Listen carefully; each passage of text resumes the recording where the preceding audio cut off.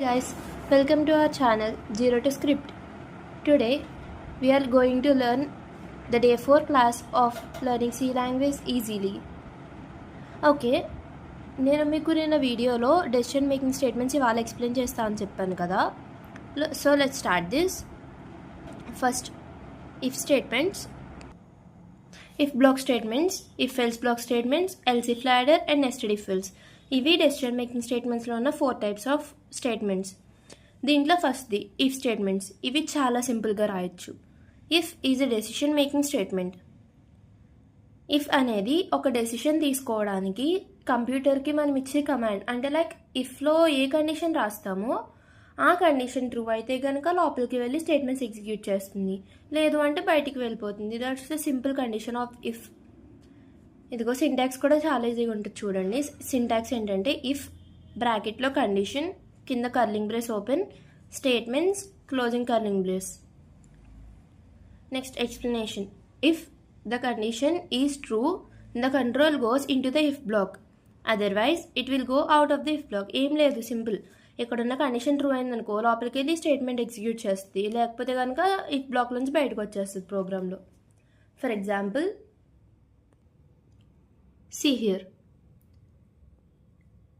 hash include stdio.h int main. ఇక్కడ వరకు common, మీకు చెప్పాను ఆల్రెడీ ప్రతి ప్రోగ్రామ్కి ఇదంతా కామన్ అని. ఫస్ట్ ఇప్పుడు మనం ఏమనుకుంటున్నాను, నేను ఏం చేద్దాం అనుకుంటున్నా అంటే ఇఫ్ కండిషన్ యూజ్ చేసి మేజరా మైనరా అని ఫైండ్ అవుట్ చేయాలనుకుంటున్నాం. మనకి మేజరా మైనరా ఎలా తెలుస్తుంది? ఏజ్ అనేది 18 years కన్నా ఎక్కువ ఉంటే మేజర్, 18 years కన్నా తక్కువ ఉంటే మైనర్ కదా. సో ఏజ్ అని చెప్పి ఒక వేరియబుల్ తీసుకుందాం. ఇప్పుడు అది వేరియబుల్ ఏంటి, ఏజ్ అనేది నెంబర్స్లో ఉంటుంది కదా, నార్మల్ నెంబర్స్లో. సో అది ఇంటిజర్ టైప్ కాబట్టి ఇంట్ ఏజ్ అని తీసుకున్నాం. నెక్స్ట్ దీనికి కీబోర్డ్ ద్వారా వాల్యూ అసైన్ చేయాలి ఏజ్ అనే వేరియబుల్కి. So scanf %d, %age. Next if condition రాద్దాం. ఇప్పుడు ఇఫ్ కండిషన్లో ఏజ్ ఎంత అయితే కనుక మేజర్ అంటారు, greater than or equal to 18 అయితే కనుక మేజర్ అంటారు. So if age greater than equal to 18 అయితే కనుక లోపలికి వచ్చి ప్రింట్ ఎఫ్ మేజర్, లేకపోతే బయటికి వెళ్ళిపోయి థ్యాంక్ యూ అని ప్రింట్ అయిపోయి వదిలేస్తుంది.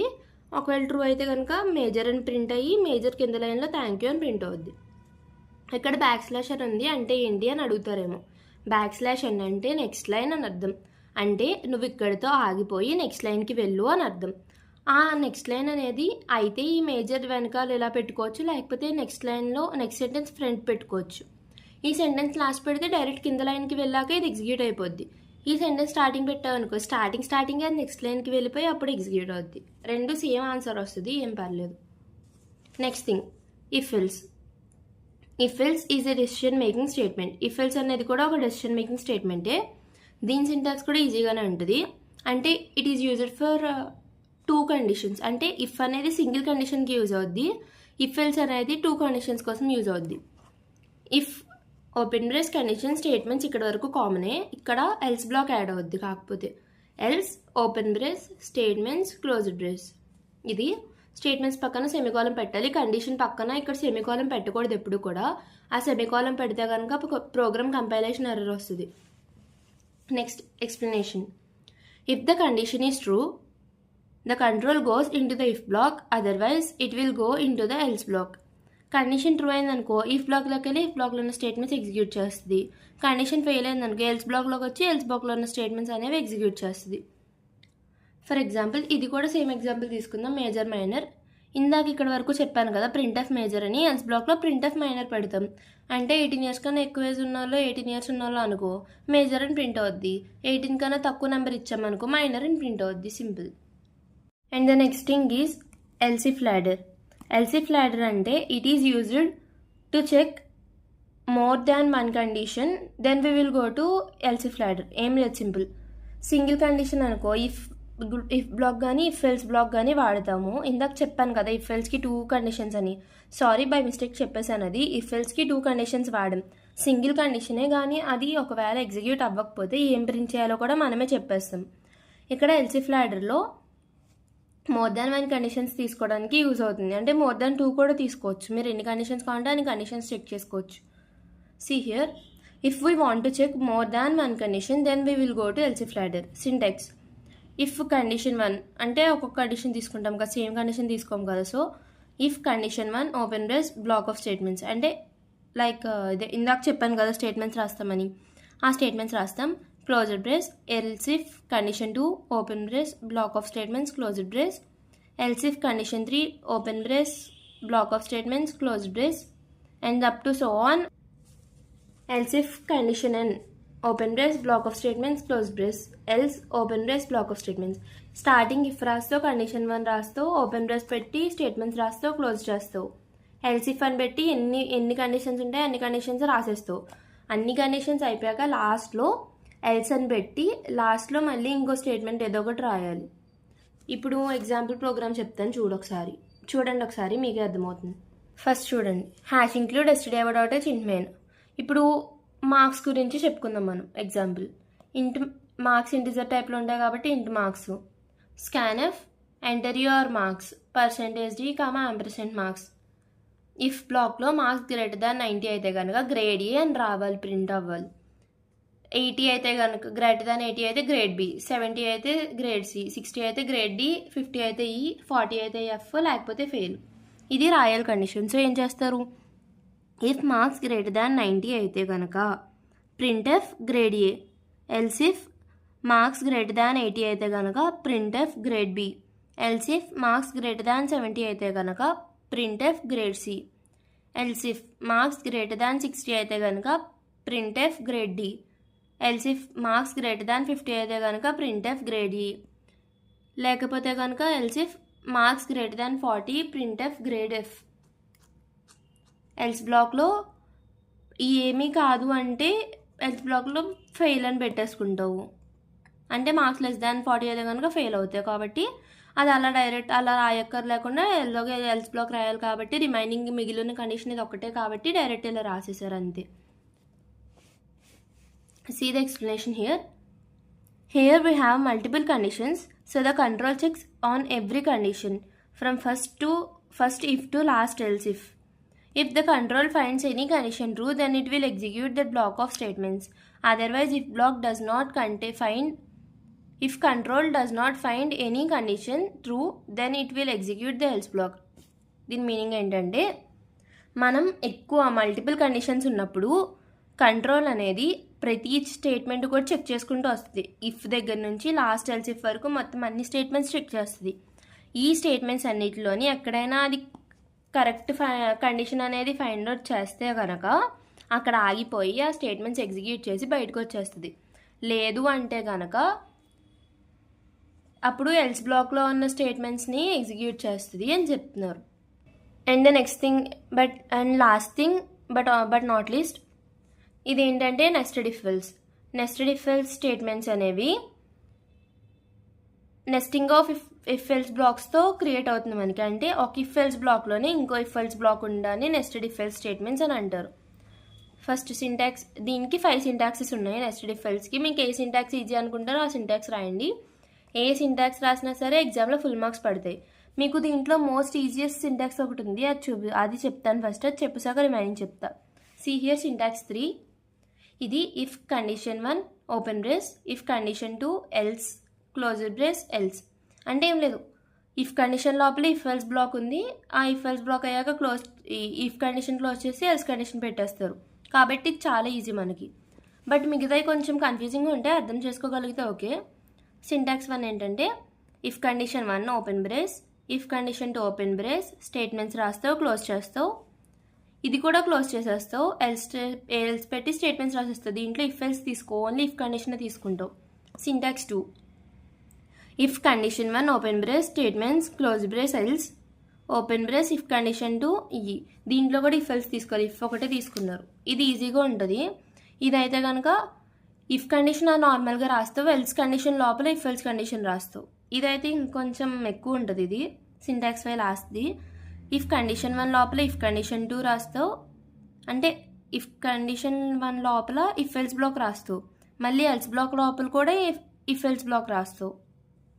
ఇలాగా 5 సింటాక్సెస్ ఉంటాయి మనకి nested if else examples. Hash include stdio.h int main open brace int a, b, c semicolon. ఇలాగ 3 వేరియబుల్స్ తీసుకున్నాం. స్కాన్ఎఫ్లో 3 వేరియబుల్స్కి ఒకేసారి వాల్యూస్ అసైన్ చేసాం. If condition A greater than B అయితే కనుక లోపలికి రా అని చెప్తుంది. కంట్రోల్ ఇది okay, A greater than B అయింది, కంట్రోల్ లోపలికి వచ్చింది. ఇక్కడ ఇంకో స్టేట్మెంట్ ఉంది, if A greater than C అని చెప్పి కండిషన్ ఉంది. ఈ కండిషన్ ట్రూ అయితే కనుక లోపలికి వస్తుంది. లోపలికి వచ్చినప్పుడు printf %d is big comma a అంటే ఏలో ఉన్న వాల్యూని ప్రింట్ చేస్తుంది. ఏ ఈజ్ బిగ్ అని చెప్పి ప్రింట్ చేస్తుంది. ఒకవేళ ఇది ఏ గ్రేటర్ దాన్ సి అనేది ఫాల్స్ అనుకో, ఇఫ్ బ్లాక్లోకి వెళ్ళకుండా ఎల్స్ బ్లాక్లోకి వచ్చి ఇక్కడికి వస్తుంది. లైక్ దిస్ ఇక్కడికి వస్తుంది. ఇక్కడికి వచ్చినప్పుడు printf %d is big C అంటే ఏ గ్రేటర్ దాన్ సి అనుకో, ట్రూ అయితే కనుక ఏ ఈజ్ బిగ్ అని ప్రింట్ అవుద్ది. అదే ఫాల్స్ అనుకో కనుక సి ఈజ్ బిగ్ అని చెప్పి ప్రింట్ అవుద్ది. అండ్ నెక్స్ట్ థింగ్, ఇప్పుడు ఇది అయిపోయింది కదా, ఇక్కడ చూడండి దీనికి వచ్చేయండి. ఇప్పుడు ఏ గ్రేటర్ దాన్ బి అయితే ఇదంతా జరుగుద్ది. ఒకవేళ ఏ గ్రేటర్ దాన్ బి అనేది ఫాల్స్ అనుకో, అప్పుడు ఇలా వస్తుంది. ఈ ఎల్స్ బ్లాక్ కనెక్ట్ అవుద్ది. అది వచ్చి ఈ ఎల్స్ బ్లాక్ కనెక్ట్ అయితే ఈ ఎల్స్ బ్లాక్ లోపల ఏముంది, మళ్ళీ ఇఫ్ బ్లాక్ ఉంది. ఇఫ్ బ్లాక్లో ఏముంది, బీ గ్రేటర్ దాన్ సి. ఈ బీ గ్రేటర్ దాన్ సి అనేది ట్రూ అయిందనుకో బీ ఈజ్ బిగ్ అని ప్రింట్ అవుద్ది. ఫాల్స్ అయిందనుకో సి ఈజ్ బిగ్ అని చెప్పి ప్రింట్ అవుద్ది. అంతే. It is the simple program of the nested if else block. And మన నెక్స్ట్ టాపిక్ వచ్చేసి స్విచ్ స్టేట్మెంట్స్. స్విచ్ స్టేట్మెంట్స్ అనేవి ఎల్సిఫ్ లాడర్కి ఆపోజిట్గా మనం వాడతాం. సేమ్ అంటే ఎల్సిఫ్ లాడర్ ఎలా అయితే మోర్ నెంబర్ ఆఫ్ స్టేట్మెంట్స్ కోసం వాడతామో స్విచ్ స్టేట్మెంట్కి కూడా అలాగే వాడతాం. కానీ ఫంక్షన్స్ ఫ్యూచర్లో మీకు ఫంక్షన్స్ అని చెప్పి టాపిక్ వస్తుంది సిలో. ఆ టాపిక్లో ఈ స్విచ్ స్టేట్మెంట్స్ అనేవి బాగా యూజ్ అవుతాయి. ఎల్సిఫ్ లాడర్ కన్నా స్విచ్ కేస్ ఎక్కువగా వాడతారు, మ్యాక్సిమం ప్రిఫర్ చేస్తారు చాలామంది. సో ఇది కూడా చెప్తాను, జాగ్రత్తగా వినండి. Switch is a multiple branching selection statement. Switch అనేది ఒక మల్టిపుల్ బ్రాంచింగ్ సెలెక్షన్ స్టేట్మెంట్ అంటే ఎక్కువ కేసెస్ని ఒకేసారి చెక్ చేసుకుంటూ వెళ్ళగలదు అని అర్థం. సింటాక్స్, స్విచ్ బ్రాకెట్లో ఎక్స్ప్రెషన్ అంటే వేరియబుల్ ఏమైతే తీసుకున్నావో ఆ వేరియబుల్ రాస్తావు. Open brace case value 1 colon పెట్టాలి, ఇక్కడ సెమికాలం కాదు. Case value 1 colon, statements semicolon. ఇది అయిపోయిన తర్వాత బ్రేక్ పెడతారు. Next case value 2 statements break, case value 3 statements break. అలాగా అప్ టు సో ఆన్ ఎన్ని స్టేట్మెంట్స్ ఉంటే అన్ని స్టేట్మెంట్స్ పెడతావు. Last case value n statements break. ఇక్కడ వరకు అయిపోద్ది కదా. అక్కడ మనం ఎల్సిఫ్ లాడర్లో ఇఫ్ ఎల్స్లు అన్నీ అయిపోయిన తర్వాత లాస్ట్లో ఎల్స్ బ్లాక్ రాస్తాం కదా, ఇది సేమ్ అంతే. ఇవి ఇఫ్ ఎల్స్ బ్లాక్స్ అనుకుంటే ఇది లాస్ట్లో రాసే ఎల్స్ బ్లాక్ కాబట్టి దీన్ని డిఫాల్ట్ అంటారు. ఈ డిఫాల్ట్ లోపల కొన్ని స్టేట్మెంట్స్ రాస్తావు. ఇక్కడ ఎక్కడ కవర్ అవ్వని స్టేట్మెంట్స్, కండిషన్ అక్కర్లేని స్టేట్మెంట్స్ ఇక్కడ రాస్తావు. ఇది switch case syntax. See here the explanation. In switch we can write n number of cases. If the expression is matched with any case, then the statements within the corresponding case will be executed. Otherwise, the statements within the default case will be executed.